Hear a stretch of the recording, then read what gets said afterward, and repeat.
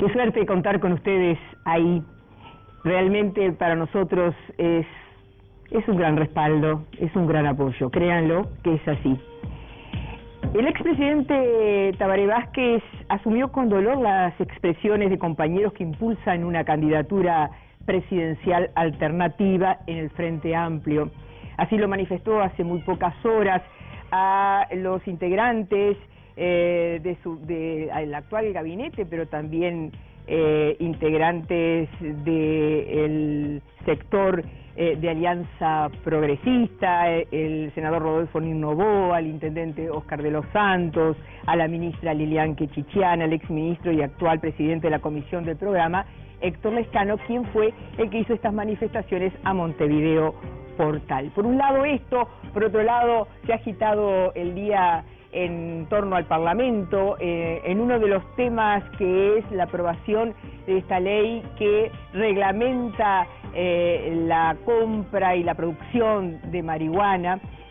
Nosotros recordábamos en Twitter hace algunas horas que algunos de los que han participado, de nuestros entrevistados centrales que han participado en Uno por Uno, por ejemplo, el fiscal Gustavo Zubía nos decía en torno a la marihuana que él siente que podrá tener ulterioridades, y por otro lado a Emilius, que fue el último programa que compartimos junto a ustedes, decía que el tema de la marihuana realmente no preocupa en las franjas más vulnerables de nuestra sociedad, en los jóvenes, porque realmente lo que hace estragos es la pasta base.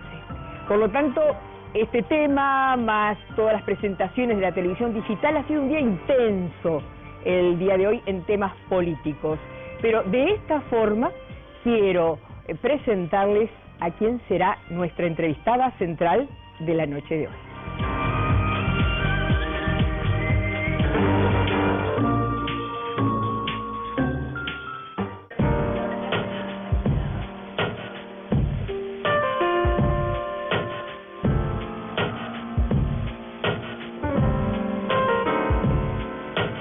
Moreira asumió como senadora en el 2010, es doctora en ciencia política y licenciada en filosofía. Obligar a una mujer a llevar a cabo un embarazo que no desea es tan violento como obligarla a abortar si no desea. Es violencia contra la mujer. Criminalizar a una mujer que se quiere practicar un aborto es un disparate. La voluntad de la mujer, la sola voluntad de la mujer es lo que vale. Pasa que no se pueden tener posiciones personales cuando uno es representante o pretende ser el representante de un partido que tiene un electorado de un millón de personas, ¿no? Pero no hay nada de personal en apoyar un referéndum que pretende voltear una ley que tu partido votó. De Tabaré no me sorprende. Entonces, ¿qué responsabilidad política, no? Esos hombres, digo yo.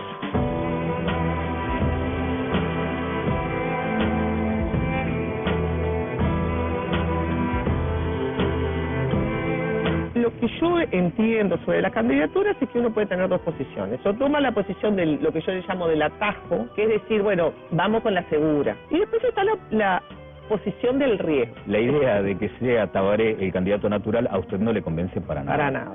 La percepción de la gente es que las cosas no cambian. Y el Frente Amplio, eso a un partido tradicional se le puede permitir, pero el Frente Amplio aparece como el Partido del Cambio. Entonces, si el Partido del Cambio no cambia, la gente no vota, el votante frentista airado no vota a los partidos tradicionales, pero deja de votar al Frente con consecuencias muy negativas en el largo plazo. Quiere decir que tenemos un partido que ha dejado de expresar el descontento y el cambio, sin que los otros partidos puedan apropiarse de eso. Hay 300.000 personas que están sacando su credencial por primera vez, o deberían sacarla. Estos jóvenes me parece que necesitan un plus, necesitan algo que los represente más a sí mismo que una figura como la de Tabaré Vázquez, que va a tener 75 años, finalmente lograr acceder al gobierno y terminar, tendría 80 años cuando se va. Las decisiones sobre las candidaturas, lo mismo que las decisiones sobre las listas, suelen ser batallas muy duras de las cuales sale la gente muy herida. No tenemos un buen procedimiento para elegir, y en un momento en que al Frente le importan mucho los cargos, la lucha por los cargos se hace muy dura y se hipoteca la unidad del Frente en muchos casos en función de esa lucha. Constanza 2014 aparece como una alternativa a la candidatura de Tabaré Vázquez, promovida por quienes se definen como ciudadanos y ciudadanas que distinguen en ella dos características: militancia y compromiso.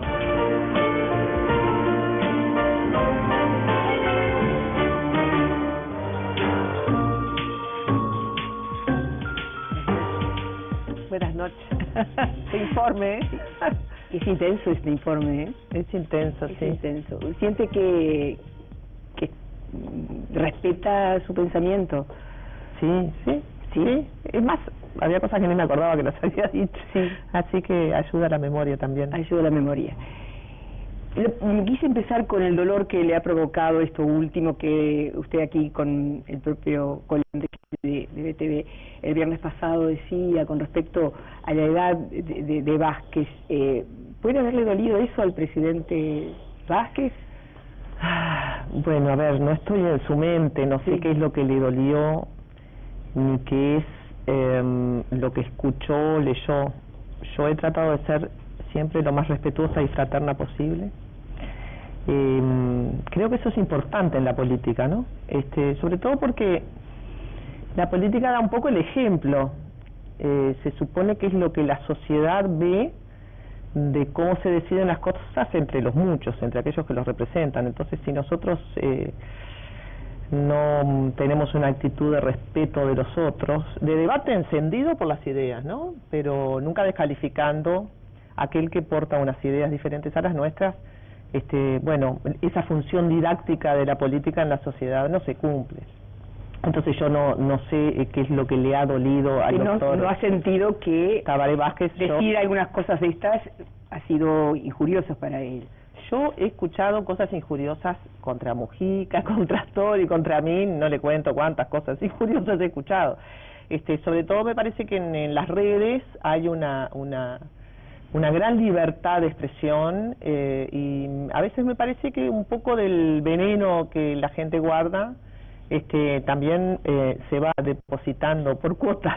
Y la gente, como se siente muy libre para expresarse, no necesariamente tiene los recaudos que tiene uno en el discurso público, que tengo que tener yo o que tiene el doctor Vázquez. De cualquier manera, la verdad es que no siempre a uno lo puede querer todo el mundo. Entonces, como dice la canción, yo sé que hay gente que me quiere, yo sé que hay gente que no me quiere. Y bueno, y cuando uno está en política, cuando se toman posiciones, siempre vamos a tener adversarios políticos, y más o menos esa es, nadie va a conseguir conquistar el corazón de todo un pueblo, así son las cosas, pero tratamos de hacerlo en un clima de fraternidad, porque sin un clima de fraternidad, se complica dar una idea positiva, porque el tema de las múltiples candidaturas, más allá de cómo resulte eso, es una manera de transformar algo que es un malestar o una desconformidad. Pero que ya se ha dado, Constanza, en el Frente Amplio, no es una novedad tampoco. Para nada, para nada. Y eso, bueno, es una manera de transformar, eso es una cosa positiva, y hacer una propuesta que puede ser más o menos viable, pero es eso, es transformar algo que es un malestar o un descontento inevitable, porque la vida lo produce, en una propuesta positiva, decir, bueno, pero vamos a buscar algo que nos nuclee a nosotros. Claro, hay gente que, usted decía ahí en el informe, porque lo ha dicho en algunos medios, que se puede elegir el camino, el sendero más corto o el atajo. Eso sería la seguridad de la candidatura del doctor Vázquez. Hay muchos, he escuchado estos días, que han comentado sobre su postura actual que usted está tomando un atajo, es decir, que de pronto llega a ser senadora por la propuesta del propio MVP, pero integrando la 609, y que, no sé, prácticamente como que hubiese hecho la plancha hasta hoy, y hoy usted está haciendo política. Es fuerte eso, ¿eh? Sí, no entiendo muy bien el razonamiento, pero voy a explicar mi hipótesis. No, si usted está tomando un atajo también, o sea, que de pronto estos 3 años, 4 años, estuvo como senadora y no fue tan grande su aporte político, y sí ahora que vienen las elecciones, a eso me refiero. Bueno, por lo menos encuentro bastante discutible. Yo he trabajado intensamente en estos años que he estado, he comprado muchos conflictos también, He trabajado muy intensamente en algunos temas que para mí son muy caros y muy importantes, y creo que he hecho cualquier cosa, pero no la plancha precisamente. Pero bueno. ¿Y qué temas, por ejemplo, podríamos enumerar, o usted le gustaría enumerar en este momento, así de compromiso? Bueno, todo lo que tiene que ver con derechos humanos, todo lo que tiene que ver con género, mi postura tan controversial respecto a las Fuerzas Armadas. He trabajado en el presupuesto del país en estos 4 años, pero bueno, no me corresponde a mí defenderme. Claro, pero hay 2 temas importantes que me gustaría, ya que usted los nombra, en un conjunto de otras cuestiones. El tema de las Fuerzas Armadas, ¿usted cree que nosotros no lo pudimos recoger allí? No hay mucha prensa. Y esto estamos hablando de los archivos que tiene foco sobre todo lo que se ha dicho con respecto a usted, en este caso, que es nuestra entrevistada. ¿Fue fuerte su postura con respecto al tema Fuerzas Armadas? ¿Cree que eso impactó en la sociedad? ¿Cree que fue recogido por los medios? Bueno, a ver, yo me involucré con el tema de Fuerzas Armadas por 2 razones. Primero, por integrar la Comisión de Presupuesto, y entonces uno ve en qué se gasta la plata del Estado, ¿no? Cómo se gasta la plata del Estado. Eso le da un mapa de lo que es el reparto del Estado que es el Tesoro Nacional, ¿no? Y es la herramienta política más importante, o quizá una de las herramientas políticas más importantes que tiene cualquier gobierno. Entonces me involucré con el tema de las Fuerzas Armadas por esa razón, pero bueno, también... ¿Porque usted se opuso a las misiones concretamente? Bueno, siempre me opuse a la MINUSTAH. No es una oposición cerrada. Pienso que nosotros tendríamos que haber tenido un plan de retiro, que eso era lo que estaba previsto inicialmente en los documentos programáticos del año 2008. Luego, en concreto, sobre las Fuerzas Armadas, yo creo que nosotros tenemos que tratar de reducir el número de efectivos y el presupuesto a valores similares a los que teníamos antes de la dictadura, porque bueno, por decirlo muy simplemente, las Fuerzas Armadas en el Uruguay tuvieron un rol muy subsidiario y muy reducido en un país de larga tradición democrática, y no fueron un factor de poder real hasta la dictadura, hasta los años 60. ¿Por qué no fueron un factor de poder real? Porque no fueron ni una carrera de prestigio, como lo fue en Brasil o como lo fue en Argentina, ni tampoco, y también las Fuerzas Armadas fueron débiles, es decir, hay una construcción de la democracia uruguaya que es coherente con esta debilidad de las Fuerzas Armadas, porque allí donde las Fuerzas Armadas son muy fuertes, se complica la cosa. En América Latina hay muchos ejemplos de esto. Entonces, a mí me parecía tan simple como eso, me parecía que en general todos los gobiernos habían tratado de reducir el gasto y que nosotros debíamos ir por el mismo camino. ¿Y no encontró eco? No encontré mucho eco. De hecho, yo voy a la unidad temática donde se trabajan estos temas, y también allí quienes pensamos que el número de efectivos debe reducirse, una cosa que de alguna manera el gobierno viene haciendo con el no llenado de vacantes.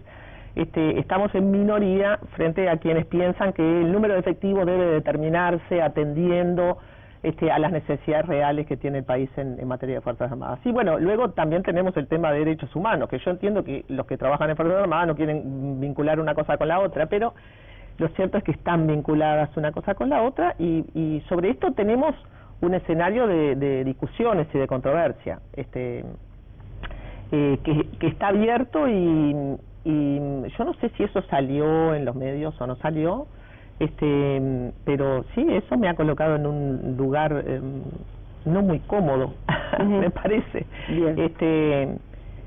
Simplemente uno tiene sus convicciones, tiene sus creencias. Yo también tengo mi ciencia, ¿no? Que es haber estudiado durante mucho tiempo la política uruguaya y la política latinoamericana. Y yo hay muchas veces siento que dice la política y la politóloga. Entonces, yo estoy en la política, pero no dejo de ser un analista. No lo voy a dejar de ser nunca.